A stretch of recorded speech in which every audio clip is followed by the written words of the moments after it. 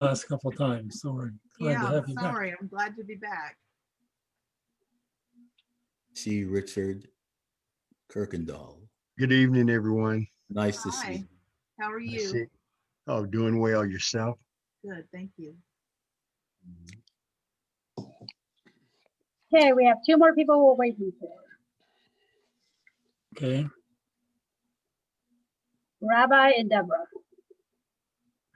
I think Deborah just sent an email saying she might not be able to make it. Okay, who is that?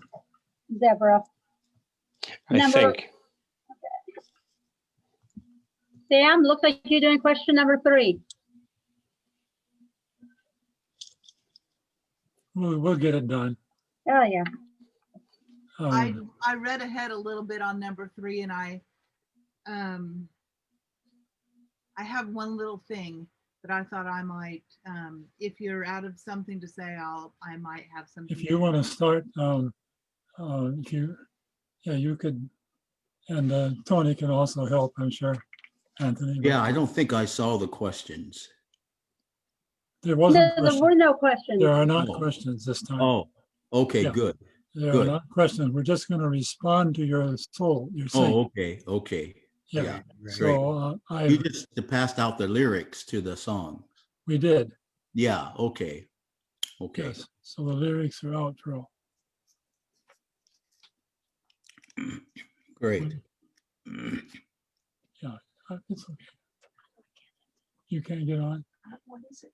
Okay, maybe we can give her something to my wife. She's trying to get on and she can't. What should she, do we have it up on our screen or any place where people? I can put it up on the screen. I have it ready to go. Right there. Right where? Oh. As to what the audience needs to, Well, the audience, I put them on Facebook, so they're already there. okay, so if they're gonna be on Facebook, where do they go? They could just go look at the pages on either Global Faith or the Beyond Tolerance, and the lyrics are there. So it's not going to be on Facebook Live?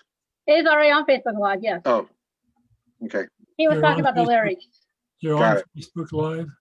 They are on Facebook Live. Or the lyrics and stuff are already on the pages, and we are on Facebook Live now. Okay. Sorry, I just came in. That's okay. Glad you made it. Always planning on it. So we are all here, huh? All that are going to be here are here. You said Deborah was not coming? Correct. She just sent a message. Okay, so yes, and we're all here.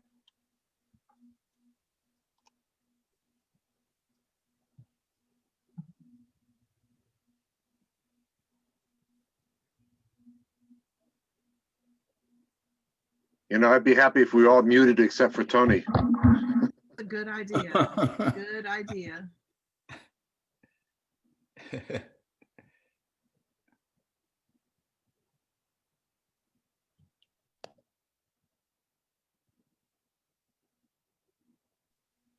Okay, Sam, you want to go ahead and start?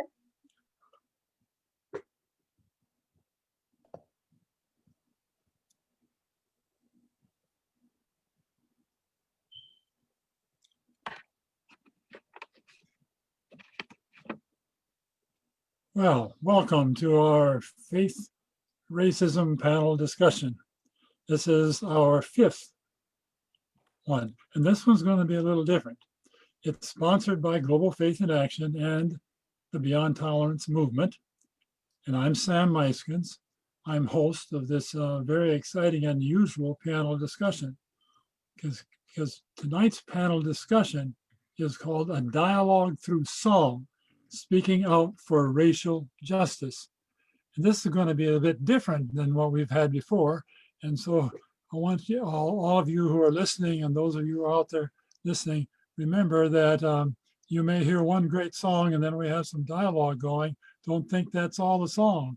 because there will be another song and then we'll have some more dialogue and then there'll be another song and there'll be some more dialogue. So you want to make sure you hang on here for the next hour because you're going to miss some great stuff if you don't do that. So anyhow, we're so glad to have a panel here, and I'm going to try to introduce them to you right now. We have Maria Jacobia. She is running the system.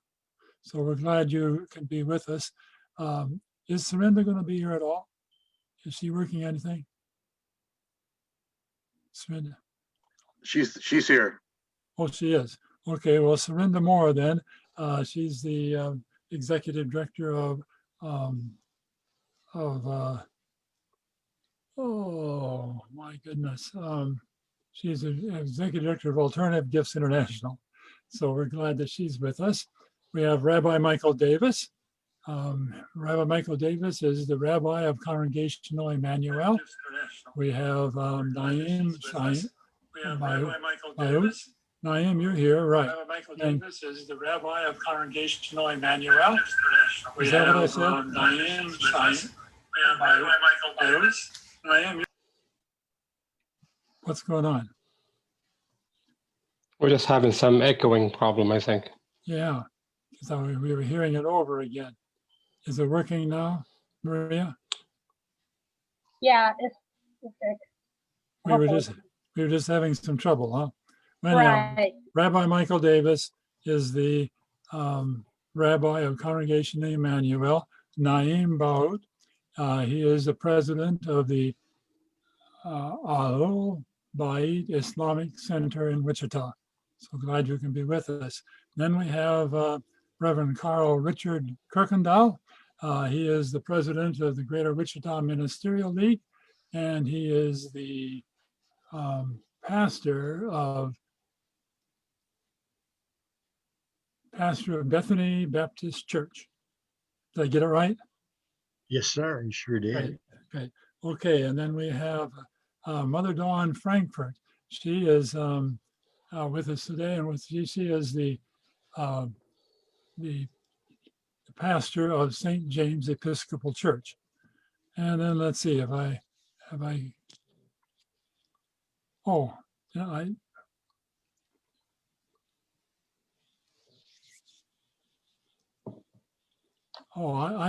did I get the wrong name? No, I think it's good. You're Mother good. Dawn, St. James Episcopal. That's what I said wrong. This is Mother Dawn Frankfurt. She is the pastor of St. James Episcopal Church. How dumb can I be tonight? I'm going to have to strengthen my mind a little more, I think, because I've been getting a few things wrong. Have I missed any of you in introducing you except for Anthony? Yes. Okay, so this is a special person that we have with us. Tony Brown, as I know him, but his official name is Anthony Brown. Anthony Brown is a United States artist in residency at Hesston College. But he has quite a history behind him. Anthony is an international acclaimed baritone singer. He's a promoter of peace and goodwill around the world. He's been in Ethiopia, where he was able to bring together Christians and Muslims to share a concert together with him. He's been in Bosnia and the Christians and Muslims together there. In Bosnia, he brought together various ethnic and religious groups. Other countries he has traveled are such as Ukraine, Russia, the people of Republic China, and also he and I went to Haiti. Yes, So tonight, Tony is going to sing 3 songs, and our panelists will be responding to each one of the songs.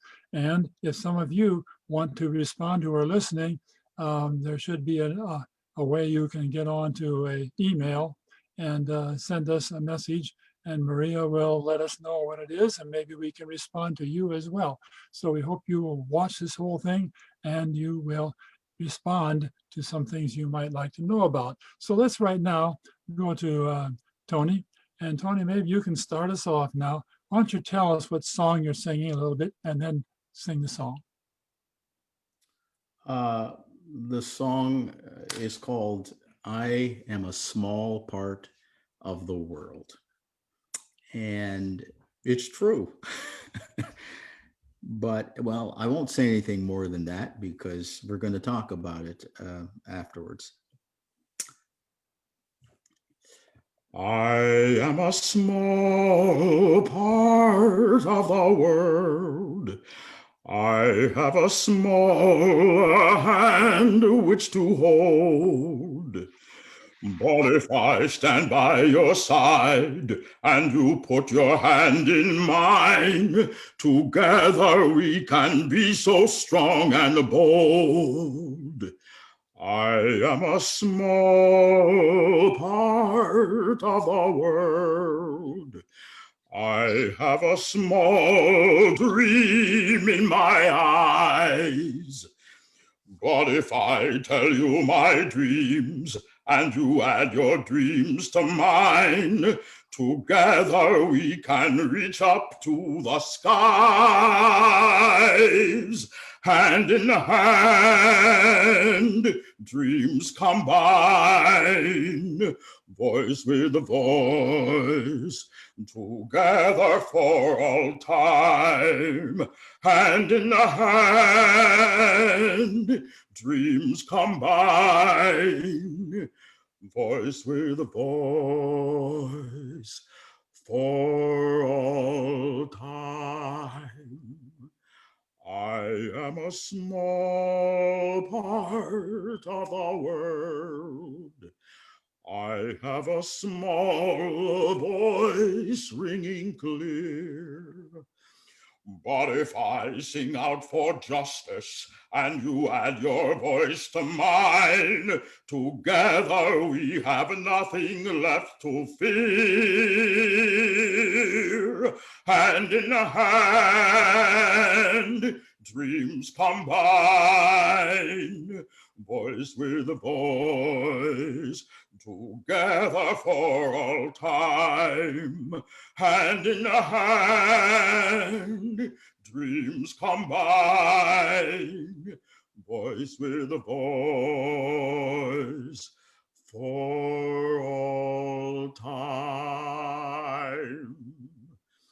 I am a small part of the world. Take my hand. That's beautiful. And if we just can do that, yes, maybe applause is okay, yes. Yeah, Pastor Richard Kirkendall, would you like to make a response to this first? Wait, turn on your screen. I would love to respond to this verse simply because it sends a message out loud and clear that we're better together. That we need to come together now more than ever, need to come together and start building unity in our community, making neighborhoods become brotherhood through our good works and our well-doing, and that we're all a smart part of the world. We're a small piece of the puzzle, and that one piece could be the piece that complete the big picture. That now, more than ever, we ought to have a holy boldness about us, if you don't mind me saying that, a holy boldness about us, where we stand collectively together and try to make a difference and bridge the gap between what's going on in our world. You know, the song reminds me, I can't sing, but it reminds me of another song when I was in Vacation Bible School as a kid, that the more we get together, the more we get together, the happier we'll be, because your friends are my friends and my friends are your friends. The more we get together, the happier we'll be. It's simple, but it's true, that it's time for this world to unite. What the last 4 years have proven to us, once again, that we're better together as a society and a group of people. And Brother Tony Brown, may God bless you real good. What a beautiful song. I just enjoy reading that. Don Franklin, would you like to also respond? It looks like in your face. I can see something going up and down. Well, I loved hearing Anthony sing, Yeah. and I loved what Pastor Kirkendall said about listening to him sing real good. You know, I just the enthusiasm in his voice, and then the way we are responding to him feels good. And I think that feeling is part of what's captured in that song, because not everybody, but some people live as if the world rotates around them, as if they are the center of the world. And it's always helpful to be reminded that there is the rest of the world, and there are other people to connect with, and it's not all about us. And so when we can gather together and share that kind of joy when we're listening to someone else sing, we all share that kind of response, and then enjoy the way somebody else is responding to it, reminds us of our connectivity as human beings, and how we're called not to be isolated one from another. It's open. Any of you who'd like to share? Yeah, I think music, like art, is open to interpretation from many different sides, and each one is correct. For me, I look at this song and I see it as someone realizing the need to make changes in the world, and realizing I can't do it. This is too much. It's too much for me to do. I'm just a small piece. I just have a small hand. I have a small voice. But if you and I come together, then together our strength, our resolve, because a lot of times we need to reassure each other, will help us be stronger, so that victory in working for peace and for understanding and for reconciliation and for equity can come, even though I'm just one person. I can't do it by myself. And the part about reaching out and holding on to somebody's hand is the physical part of the connection we make with somebody. But the rest of each verse, an emotional connection, a spiritual connection, the other ways we connect with each other. It's not just the physical way, but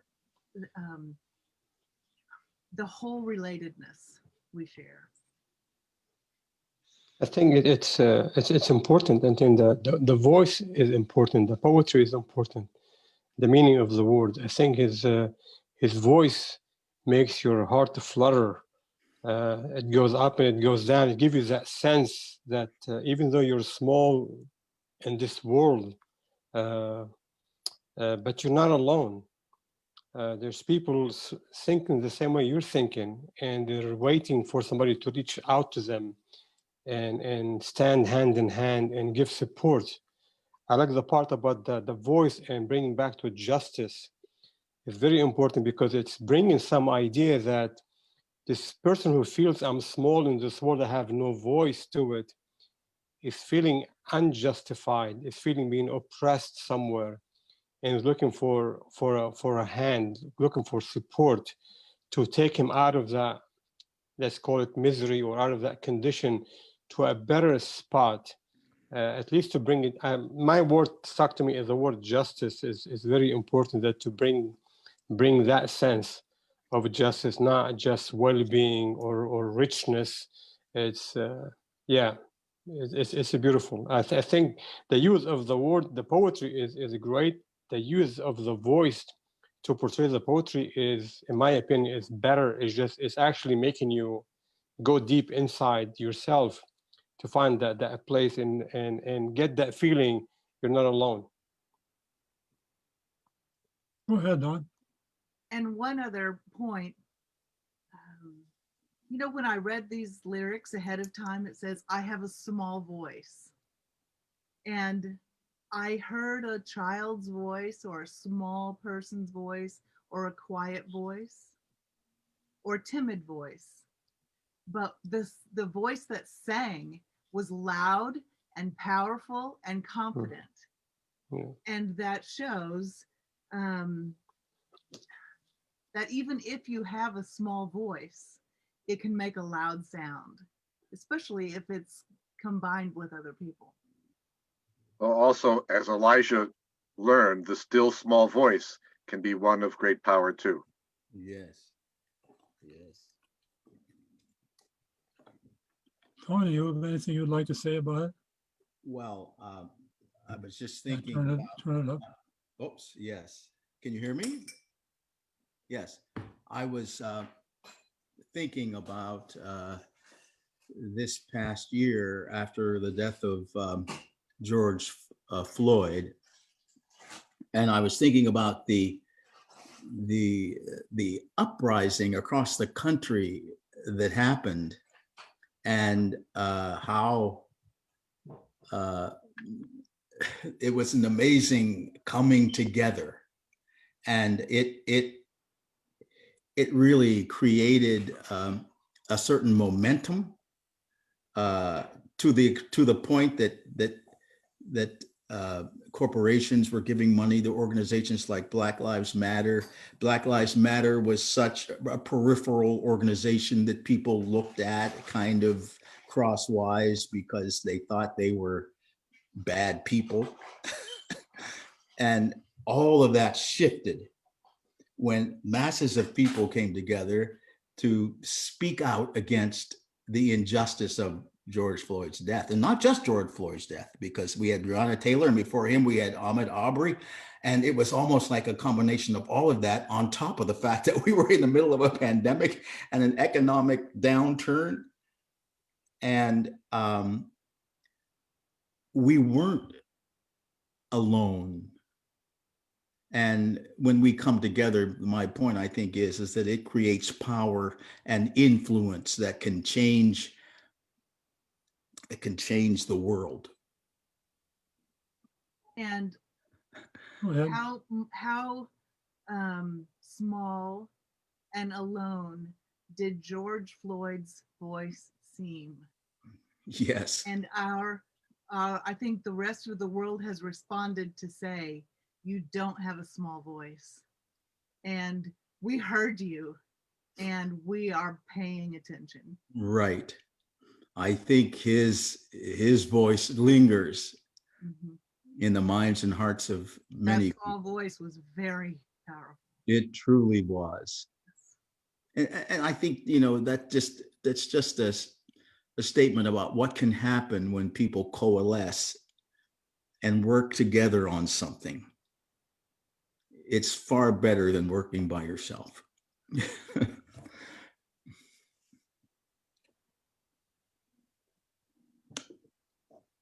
It's true, because we were born not to be in isolation. Yes. We were born not to be secluded. Yes. We were born to work together to get to know one another. Yes. That's the wisdom of God has created us of different color and shapes and region, only so we can get to know one another and learn from one another. He could have created all to be black, white, brown, whatever. He didn't.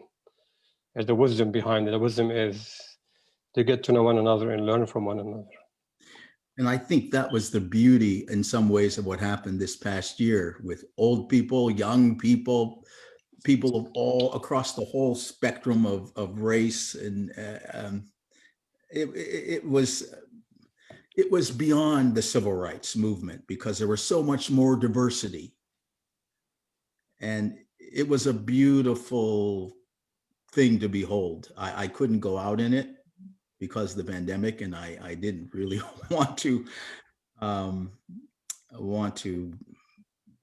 make myself vulnerable to the virus, but I did speak with people who did go out, and mentally I was in solidarity with them, and I felt bigger. I felt less alone because of what they were doing.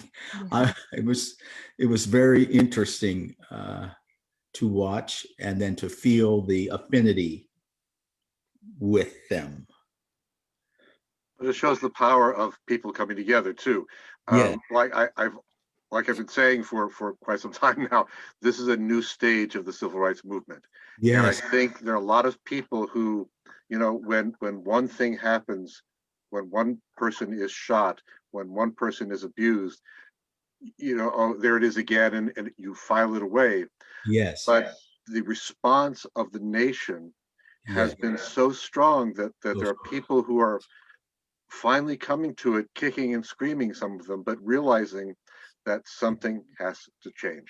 Yes. It's the Absolutely. power of the group, all Yeah. these small hands together, all Yes. these small voices together. Yes. I love it. If I sing out for justice and you add your voice to mine, we have nothing left to fear. Absolutely. We don't have anything to fear because we're a force to be reckoned with. Okay, so we're going to have another song now. And I that think song- I and think I Reverend think- Kirkendall wanted to say something. Oh, No, I'm no, no. I was just gonna add to what you said was absolutely correct according to this song. It says, "I have a small hand which to hold." Then it goes down. Together we can be so strong and bold. Yes. Stand together, we can stand boldly with each other, and it lessens the fear and the anxiety Yes. there for each other. Yes. Anybody else want to say? I don't want to interrupt it. Yeah, go And ahead. Dawn. just a repetition of the theme I mentioned, even though not all of us were out there physically in the Yeah. crowd, Right. we were all spiritually there Mm. with them and Mm. feeling so encouraged and included by all Yeah. of the people who were already there. We Yes. did not feel isolated from what was happening. It's very true.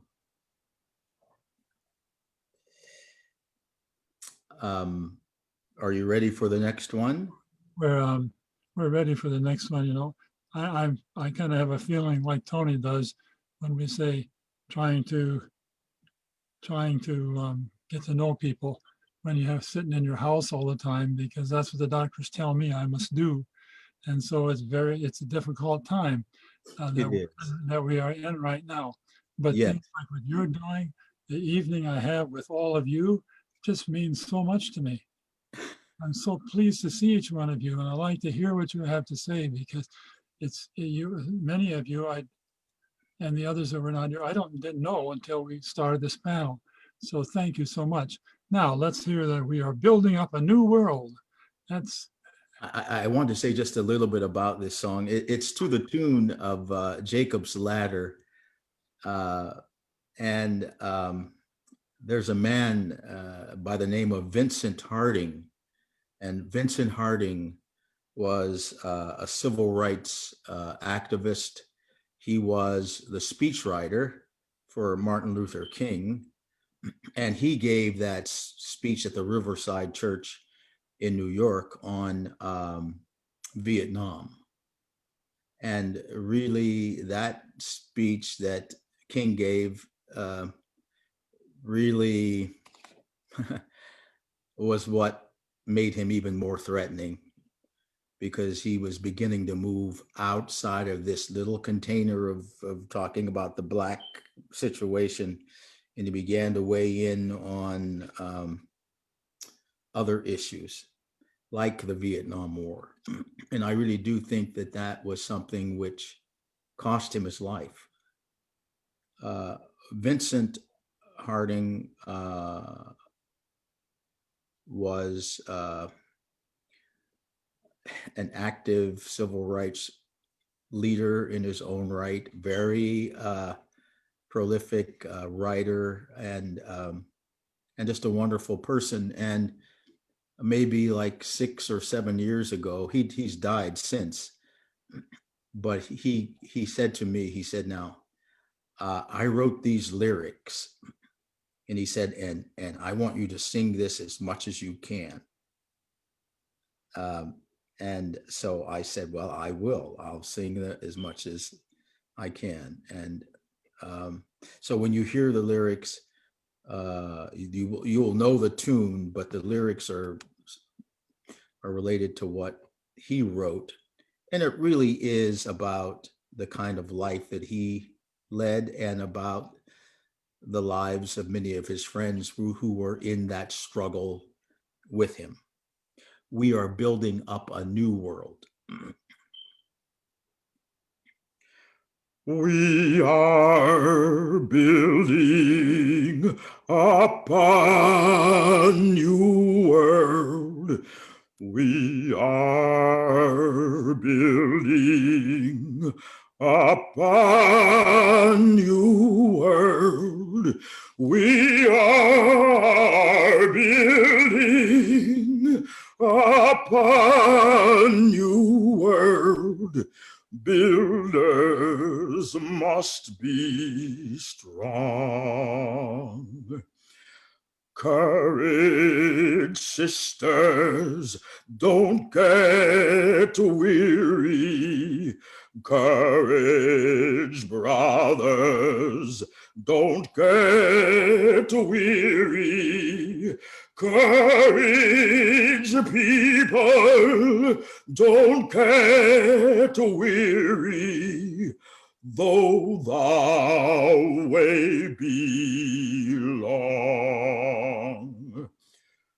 Rise, shine, give God the glory. Rise, shine, give God the glory. Rise, shine, give God the glory. Children of the light. We are building up a new world. We are building up a new world. We are building up a new world. Builders must be strong.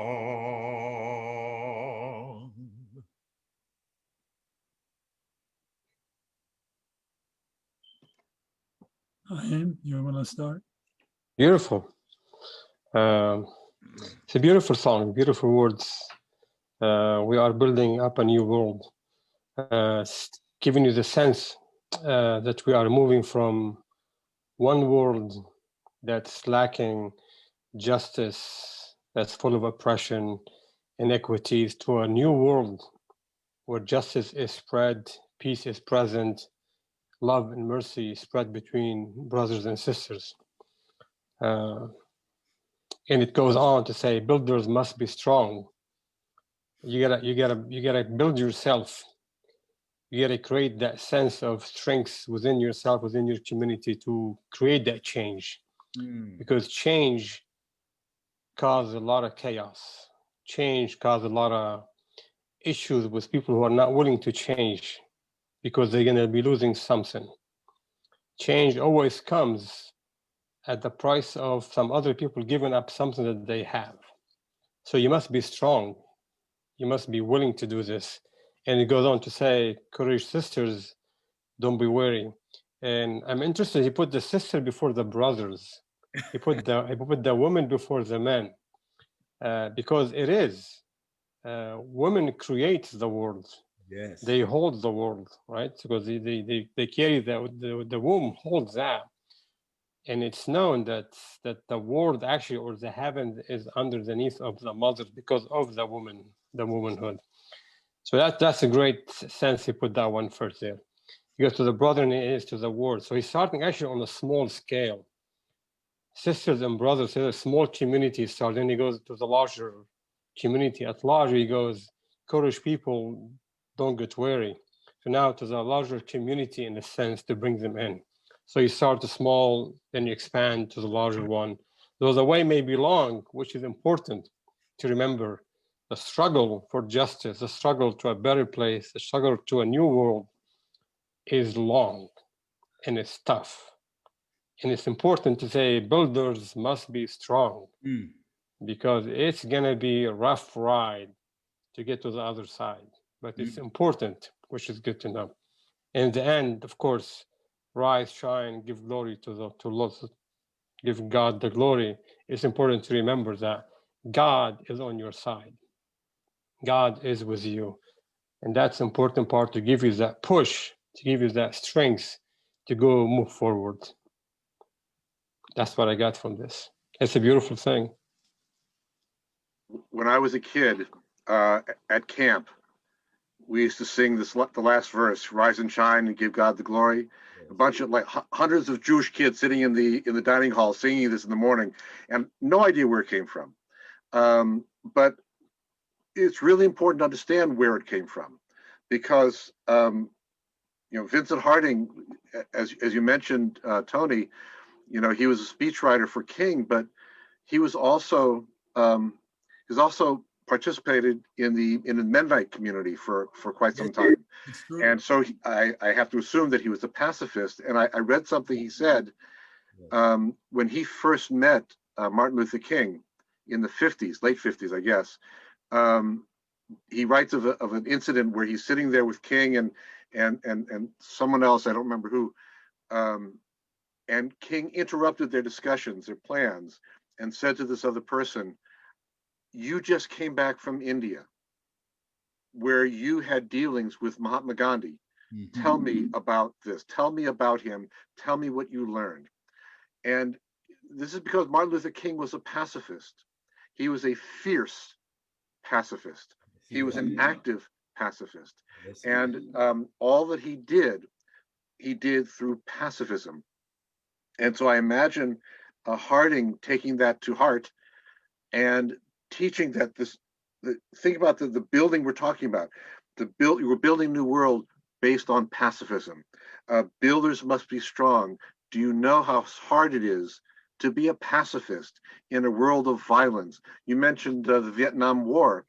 The King was, when King came out against the war, that was a turning point for his ministry, as it were. But Harding was also against the war. He also wrote about that. And it's this, I'm going to fight through not fighting. I'm going to stand up with a lot of strength and not fight you back. And yes, it takes strength. Builders must be strong. It takes courage not to fight back. And King and Harding and others based this strength on their faith. Stand up to oppression, stand up to injustice, stand up to inequity, stand up to violence, but do so without anger. Do so with love in your heart, because we are doing this to be godly.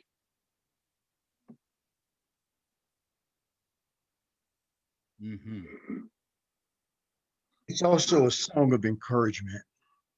He's encouraging the builders not to give up in well doing. Yes, you're going to get tired. Yes, you're going to get worried. But if you just keep working, and then even after you finish building, the glory belongs to God, not us. And we give God the glory. And that not to give up, not to be faint in doing good, because it can be so discouraging. And living in the world that we live in now, people are so discouraging to us that want to do good. They have all kind of titles for liberals or whatever. They put a title on you. You got to remember why you're building, why you're doing what you're doing, and stay focused. It's not a time to lose your focus on who we are and what we're trying to do. We're trying to help God make this world a better place. And we do that by being builders, by working together, laboring together with each other. And that's wonderful, wonderful lyrics.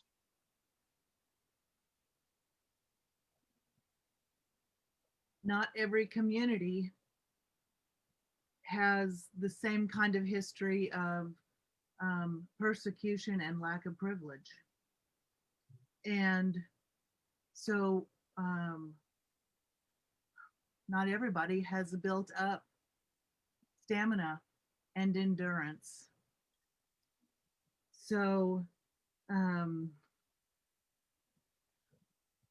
when those of privilege decide to become builders, they're learning endurance in the in a race where other people have already learned endurance, and they're doing it amongst people who are often they're swimming against the tide. So maybe amongst their closest set of acquaintances. So that kind of building, I think somebody just said, remember why you're doing it. I'm not doing it to be liked. I'm doing it because it's the right thing to do. And to be confident in the fact that this is what we're called to do and this is what God would have us do, is what encourages us, not a good word from one of the people sitting by us, that it might very well be discouraging work, but we will continue.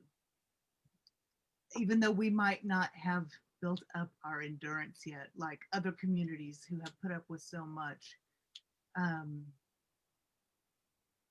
persecution.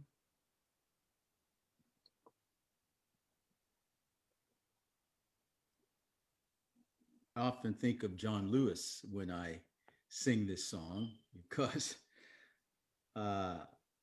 he had courage. Sitting at those counters in those places where they'd come and try to, beat them up and get them away from there because they didn't want to serve them.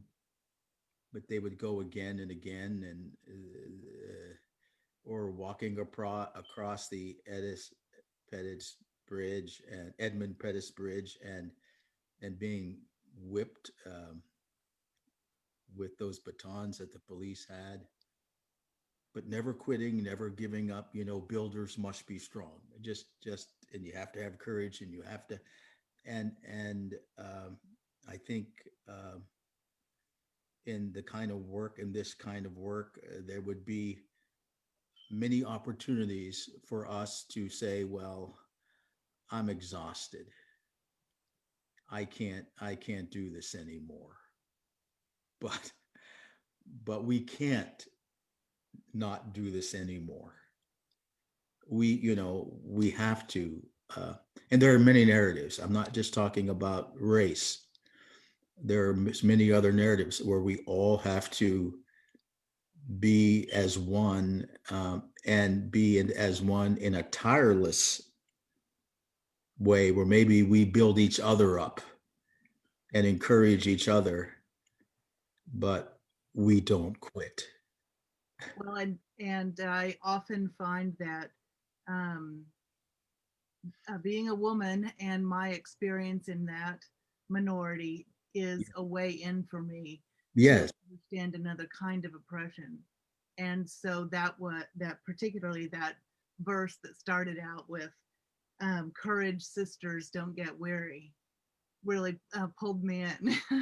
Yeah, it's all part of the same thing. That's why I say there are many narratives, and that this is really about justice and equality and fairness, and I don't think there's anybody around this panel who doesn't have a narrative where there's a need for building up a new world Right. around whatever that is. And we need to help each other out in those challenges that we face.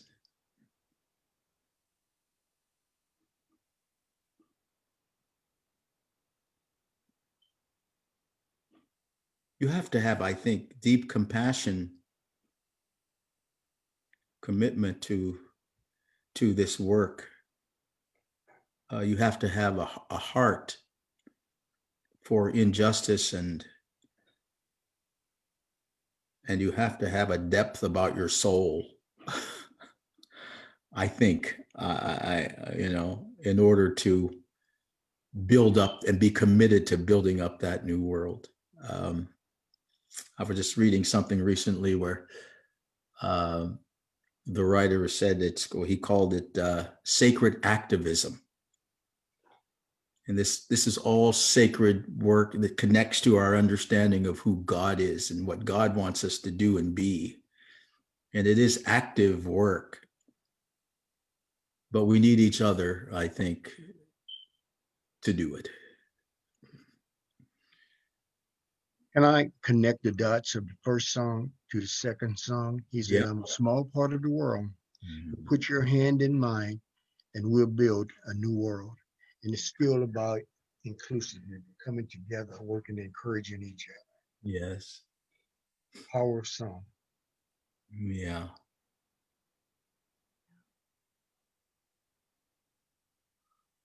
Well, the next song that we're going to hear is one I've heard several times, but I've asked people if they've heard it and they haven't. It's always been it's a song that the first time I heard it really intrigued me, but it made me also really wondering who I am. As I've always tried to, in building something new and so on, I've always tried to get to know the people, and you kind of build relationships, and then you just kind of work it that way. And I've never thought that I would say, you've got to do this.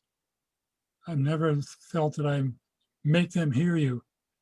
And yet I had to rethink that all when I heard this song, make them hear you. And I think about now, a Black person, maybe looking at how we have just thrown out stuff and don't pay any attention to what's happening to them. And so they find somebody that does, and they want me to make them hear them. They want me to get out and preach it. And so it began to have a little bit of a different thing. I see it quite different today than I did the first time I heard this song. I look forward to hearing you sing it.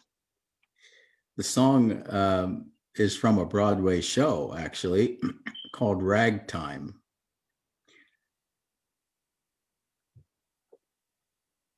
Go out and tell our story. Let it echo far and wide. Make them hear you. Make them hear you. How justice was our battle and how justice was denied. Make them hear you. Make them hear you. And say to those who blamed us for the way we chose to fight, that sometimes there are battles which are more than black or white. And I could not put down my cause when justice was my right. Make them hear you. Make them hear you. Go out and tell our story to your daughters and your sons. Make them hear you. Make them hear you. And tell them in our struggle we were not the only ones. Make them hear you. Make them hear you. Proclaim it from your pulpit, in your classroom with your pen. Teach every child to raise their voice, and then, my people, then will justice be demanded, and the world will comprehend. Make them hear you. When they hear you, I'll be near you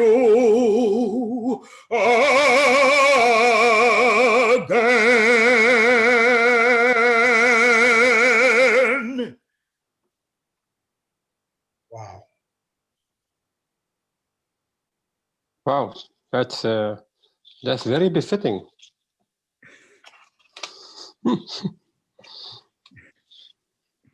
But again, this is a This is like a plea. Go out and proclaim what's going on to us. Go out and talk about this injustice. But it's not saying go out and kill the oppressor. No. Go out and attack. It's saying be heard. Make your voice heard. Don't. And again, all three songs have courage, stand together, and make sure that you're heard. But it's not going out and fighting against them. Don't knock down the oppressor. Don't fight against the oppressor. This is a pacifist's song, and I think all three are. These are songs of standing up with strength and unity together for the right, and knowing that the right in the end will win.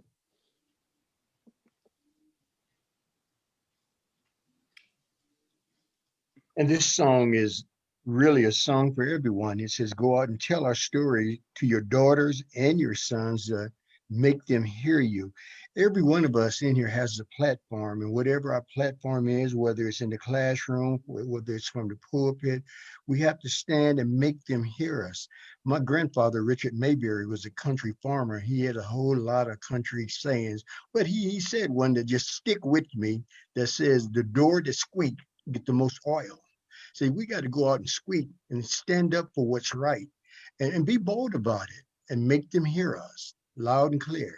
And once we got their ears, we have to tell them the story of the right thing, not put our personal opinions and make it a certain issue for certain group. No, for everyone. We have to stand boldly and make them hear us. And that is follows along the lines of what I was trying to say about the last song, is every audience can hear something different. And when a message is new or not often heard by an audience, they hear differently than another audience. They can only hear a message on a certain level. And my example about this, when I read the words to this song, is I saw some powerful graffiti that was spray painted somewhere during one of the early responses to George Floyd's murder. And it said, they have stolen from us more than we can ever loot. And years ago, if I would have heard that or read that, I would have thought it was a violent, unjustified thing to say. But I have come to learn enough to understand that people are talking about their souls, their dignity, their selfhood being taken away from them, not tennis shoes or home goods. This is stuff that can never be replaced. You can't give it back. And there was an evolution in my ability to hear that. And so that part about make them hear you, you have to be able to tell the message that somebody can hear. Yes. Your message has to be hearable. But I think there's something in the words. I'm not an author, so I'm not making this. But when I look at the word, it says make them hear you. The word make, it's an action. It's not let them hear you. It's not a permission. Make them hear you. Go out, tell our story. It's an act. It's telling you there's an action behind the word. Okay, how justice was, our battle, how justice was denied. It's telling a story, a sad story about injustice, and telling you, make them hear you. It's not just, to me, it's telling me there's the mobilization. There's an act, there's an action that needs to be taken for the other side to hear your agony, to hear the injustice and the oppression on them. that you need to make them hear you. It's not giving you permission, say, let them hear you. He could have said, let them hear you, which have been fine, but he didn't. I think he's using the word make them, or then proclaim it to you, or to proclaim it from your pulpit, and I'll be near you. He's telling you this is you're getting a horn and your loudspeaker. Make sure the words get to their heart, the words get to their mind, so they can hear you, not just let them or something. That's my opinion. So, two things. One, taking off of what Don had said, and getting back to Vincent Harding.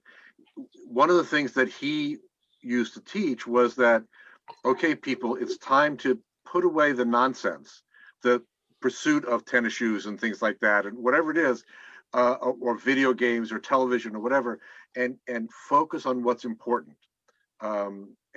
We have an obligation to do that. I think that kind of ties into his idea, but also the phrase that caught me, Naeem, when I first heard this, was that verse that says, "Say to those who blamed us for the way we chose to fight." That sometimes there are battles that aren't black and white, but say to those who blame us for the way we chose to fight.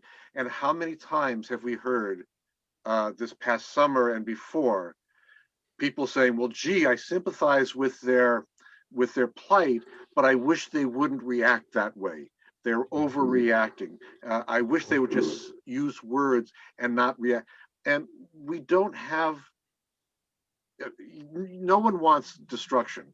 No one wants violence, but we really don't have the right to tell someone else how they can grieve, how they can mourn, how they can respond to injustice against them and to oppression. If I feel horribly oppressed and I strike out because I'm so filled with rage that I don't know what to do with it, I am sorry that I hurt someone, but I have to be forgiven that immediate reaction. Reminds So me. yes, it's also talking about pacifism, but you can't say to someone, you don't have the right to be angry as you are. That thought there reminds me of Martin Luther King saying a riot is the language of the unheard. Yeah, exactly. And people who like to quote King forget that line. Yeah, right. And I believe Dr. King used a very unique way of making the world hear him in a very, very violent world where I'm violent. We know the history of it. He used a unique approach of nonviolence, and the world heard him. And we're here today talking about it. You have to find what works for you and make them hear you. Stand boldly and make them hear you. While we're on this song, somebody from Facebook said, make them hear you, a difficult imperative. These days when there are so many complete narratives, some of them false, how do you make them hear you?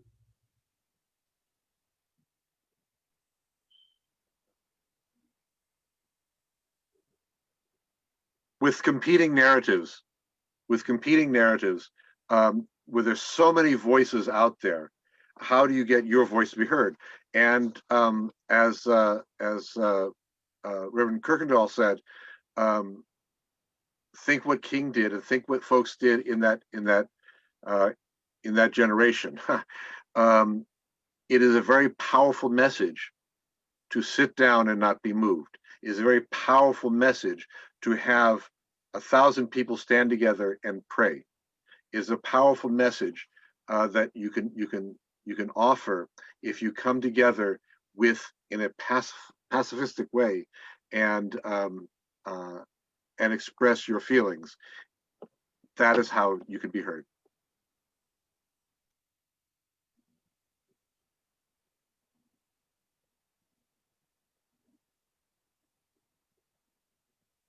I think you can be heard by not giving up your cause, not giving up the fight. Right. You can be heard by they hit you, you get up. They hit you, you get up. you keep on going with the fight. That's how they hear you. The minute they see you that you are being subdued and you're being marginalized and you're being staying home and not making a move, not making an article, not making the music, not doing every movement that's possible to make your cause visible and loud enough for them to hear you.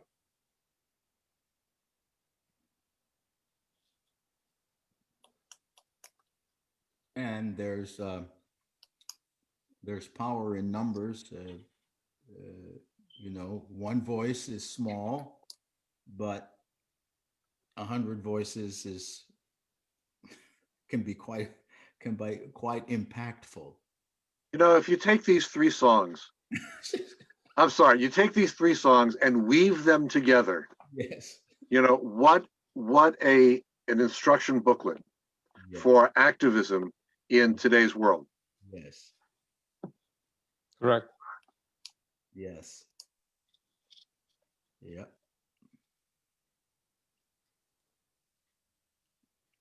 I think there's a lot of fear.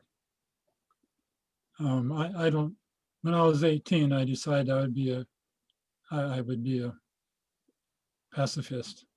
And I have held to that all my life. But I'll have to admit, there are times when I have done sermons that I should have said it. Not that I was a pacifist, I don't mean that.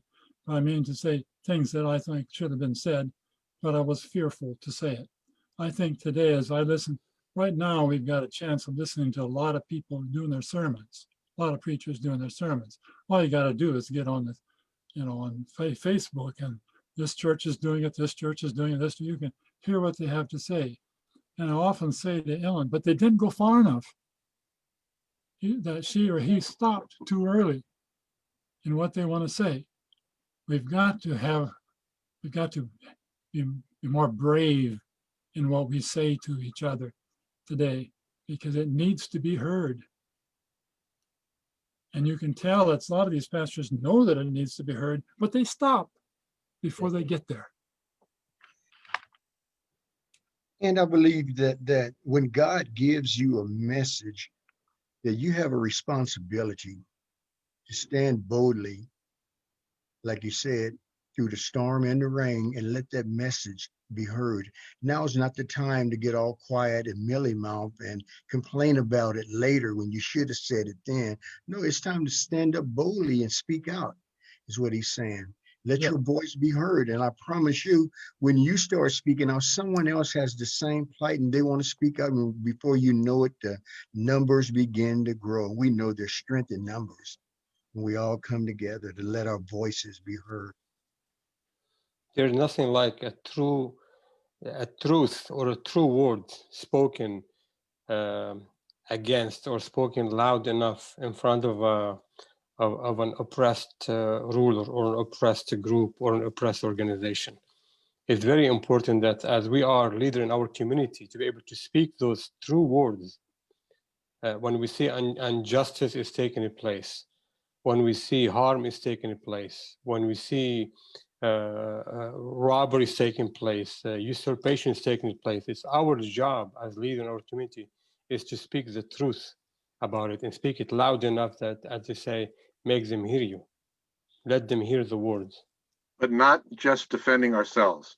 The first song, when I add my voice to yours, your cause is my cause, and as Tony was saying earlier, when King and Harding were getting involved with speaking out about the Vietnam War, that had nothing to do with the Black experience in America. And Right. In my mind, I always related, to Moses. That 3 times Moses stands up to defend people. The first time he attacks an Egyptian who is oppressing an Israelite. The second time he puts himself between 2 Israelites who are fighting. And the third time he stands up to defend Midianites against other Midianites. So the first time he's protecting his own people from oppressors. The second time he's intervening among his own people. And the third time he's going to other people who are being oppressed and defending them. And that's what King did. And that's what we need to do too. Absolutely. Well, we have about a minute or two left. And our hour is up. And so what would you, anything you'd like to say to conclude? Thank you, Mr. Brown, for such a beautiful Yes. voice. Beautiful. And encouraging poetry, well read and well befitting in our time now. Thank you very much for Oh, enlightening us and make our week end on a very good note. well, I've been You've enlightened. given us a wonderful gift for our I've been forum. Thank enlightened you by so much. you. And And thank you, Surinder and Maria for the technical aspects of this, and Sam for inspiring this whole thing in the first absolutely, place. absolutely. Thank you, Sam, for letting God use you as the instrument to bring about these creative dialogues. It's beautiful. Thank you. It means a lot to me to hear that, because when you're my age and you're sitting in your house, you're not doing what you used to do. I like what I used to do. I would like to still do it, but it doesn't, my body doesn't allow it. Bless you, man. Sure.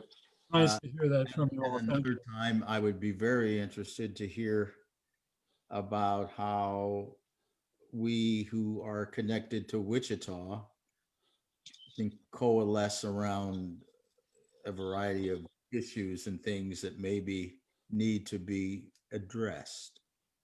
I just throw it out there. We can't do it now, but if there's ever any interest in talking in more specific terms, I would So- welcome that. Tony, I think you ought to get a hold of this guy named Sam Meiskens and Global Faith in Action, because that's exactly what his group is doing. So Okay. I'll give you his contact information later. Okay, thank you. He's very well connected with the community, Yes. so he would know where to get. Yes, sir. So much. I've got to meet that guy. Yeah. Yes, you do. Yes. Well, Nice thank and you pleasant. all, and good night for now, and I hope we can see you again in about a month. We'll Nice do to- this again. I'm not sure what we will do. I need your ideas. This was an idea to have songs. I like the idea. I'd love I to have loved it. it. Maybe we can do something else with music, or maybe we can get Tony back and and maybe he'll join us even if he doesn't sing. Yeah, I don't need to sing. I just am so honored to be connected here. Well, we're glad you're connected, and all of you, I'm glad you're connected, and we missed some of them that couldn't be here this time, but we'll be back again together in about a month. Thank you. Thank you, everyone. Thank for you very joining much. us tonight. Thank you. Good You have a evening. good, you Have a good blessed night. day. God Inshallah. bless you too all. Thank you. Bye-bye. Bye-bye.